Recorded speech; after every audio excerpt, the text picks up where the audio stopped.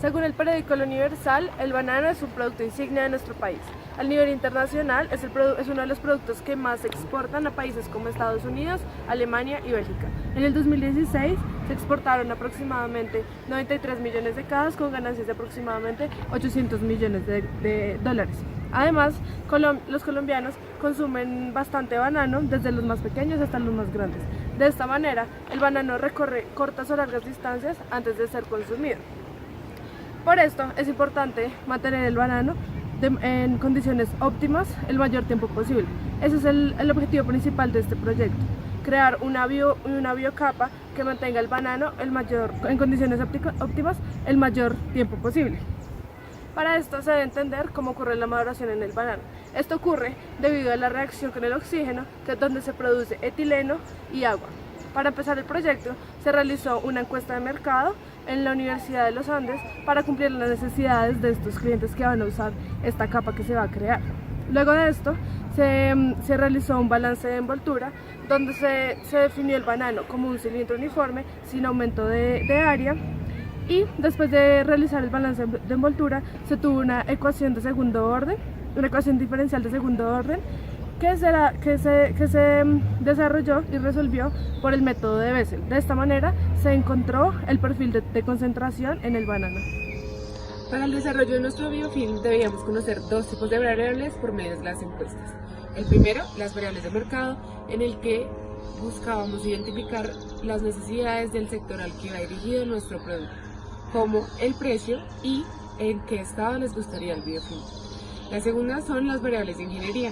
Con estas, por medio de un diseño funcional, buscábamos satisfacer las necesidades del consumidor, teniendo en cuenta los factores que podrían llegar a afectar nuestro producto, como en dónde almacena el banano, en qué estado inicial lo compra y cuánto tiempo transcurre mientras que quiere comerlo en las mismas condiciones en que lo compra. Después de realizar varias encuestas, obtuvimos los siguientes resultados. Para la primera pregunta, ¿qué aspecto prefiere que tenga el banano cuando lo compra?, observamos que con un 60% la gente dijo que amarillo maduro.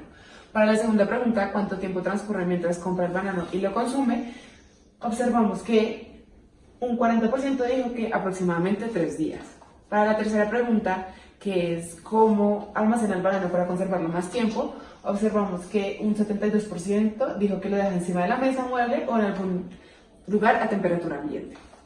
Para la cuarta pregunta, ¿qué factores tendría en cuenta en el desarrollo del producto?, tuvimos que los dos con más porcentaje es el precio y que sea biodegradable. Para la quinta pregunta, ¿qué condiciones debería ser el producto?, obtuvimos que un 68% dijo que sólido. Y por último, ¿cuánto está dispuesto a pagar para comprar el producto?, observamos que el 48% dijo que entre 1.000 y 5.000 pesos. Nuestra metodología experimental consistió de 3 etapas. La primera etapa se trataba de la extracción de la harina de almidón de plátano, que iba a actuar como una base para la biopelícula.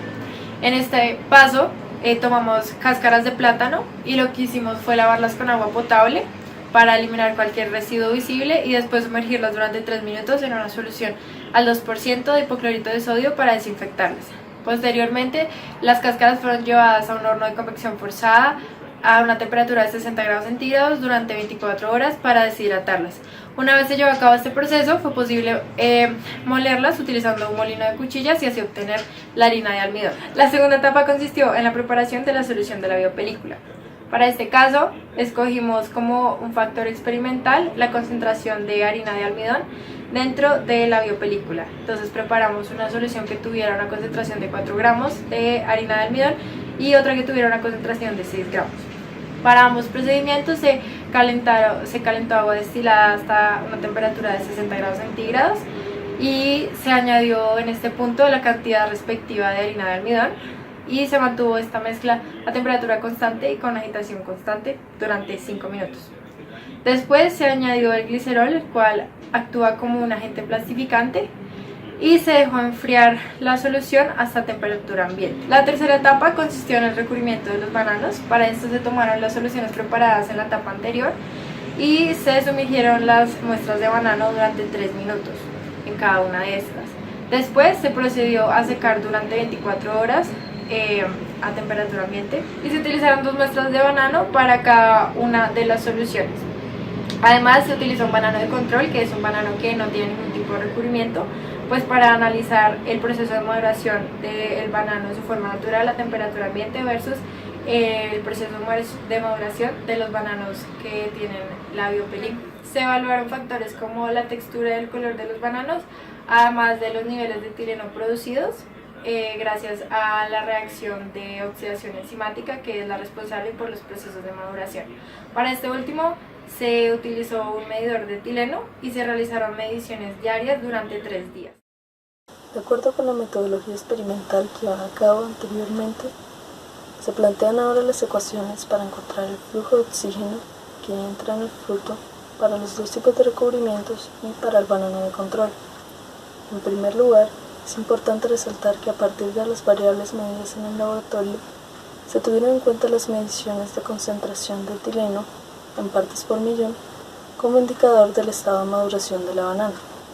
Luego de realizar la correspondiente estequiometría, fue posible encontrar la concentración de oxígeno en la superficie de la fruta.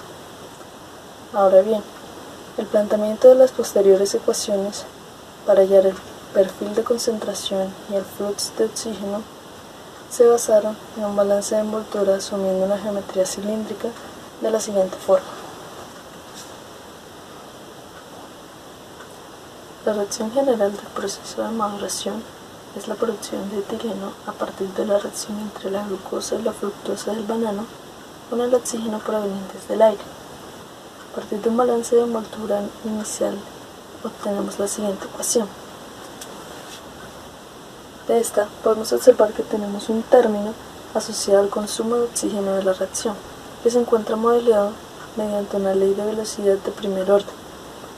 Esto es debido a que, según la literatura, es el comportamiento más usual encontrado en frutas climatéricas del tipo iguales al banano.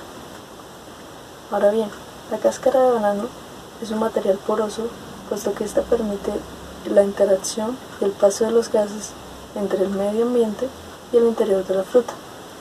Por lo tanto, para el posterior cálculo del flux de oxígeno, utilizaremos la ley de Pseudo-Fick. Luego de juntar las 2 ecuaciones anteriores, obtenemos la ecuación diferencial de segundo orden homogénea, la cual nos describe cómo cambia la concentración de oxígeno con respecto al radio. Para resolver esta ecuación diferencial es necesario usar las ecuaciones de Bessel. Y luego del desarrollo matemático, obtenemos el siguiente perfil de concentración. Para hallar las constantes A y B, es necesario determinar las condiciones de frontera del sistema. En este punto nuestro planteamiento se divide en 2 partes. En el primer caso tenemos el banano de control y en el segundo los bananos con recubrimiento polimérico. En el caso del banano de control, las condiciones de frontera que aplican son estas 2.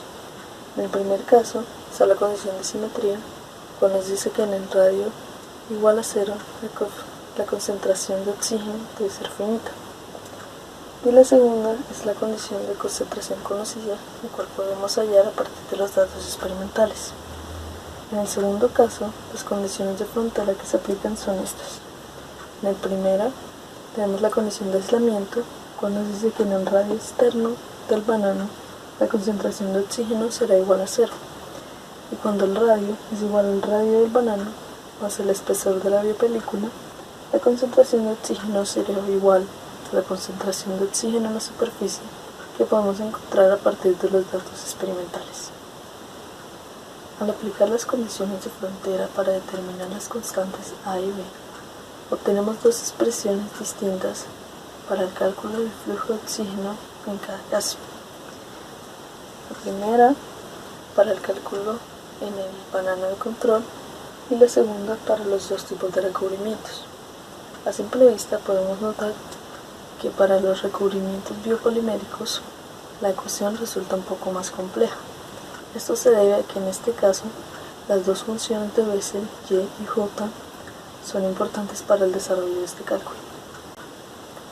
Lo que sigue ahora es calcular el flujo de oxígeno que deja pasar la biopelícula y comparar este con el flujo de oxígeno en el banano de control, para de esta manera determinar la eficiencia de nuestro producto. Para realizar esto, lo primero que hicimos fue una investigación en la literatura para encontrar los valores de la difusividad efectiva del oxígeno y la constante de velocidad de reacción. Luego de encontrar estos datos, los incluimos junto con las variables medidas en el laboratorio, tales como el radio, el largo y las concentraciones obtenidas a partir de la experimentación, a un programa en Excel para poder hacer uso de las funciones de Bessel que ésta nos ofrece. De esta forma obtuvimos los siguientes resultados.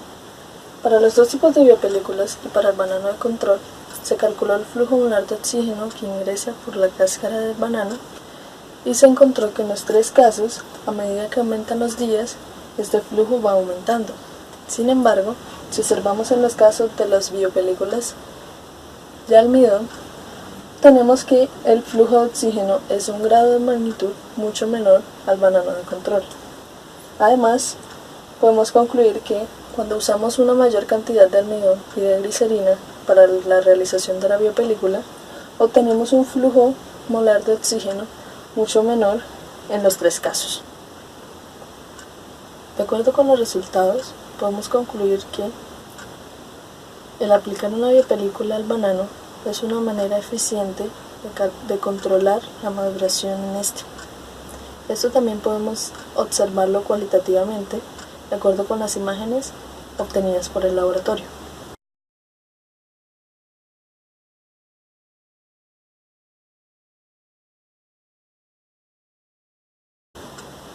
Ahora, con respecto a los costos, estimamos que para la realización de una sola biopelícula, los costos estimados totales son de 5.000 pesos. Y si recordamos los requerimientos de los clientes inicialmente, podemos afirmar que nuestro producto satisface a cabalidad estos, puesto que es un producto sólido, que es biodegradable, además es de bajo costo y permite mantener el banano en las condiciones ideales por al menos 3 días.